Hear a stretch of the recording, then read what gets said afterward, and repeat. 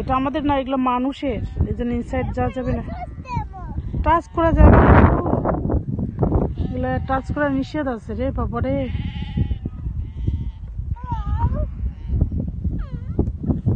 কি হয়েছে? What happened? কি হলো? শিপ কি হয়েছে? শিপ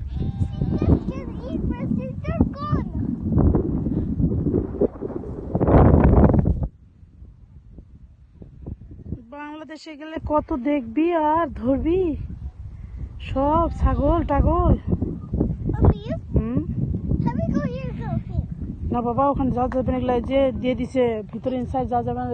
দেখো ওরা কি নাইস করে সবাই করতেছে।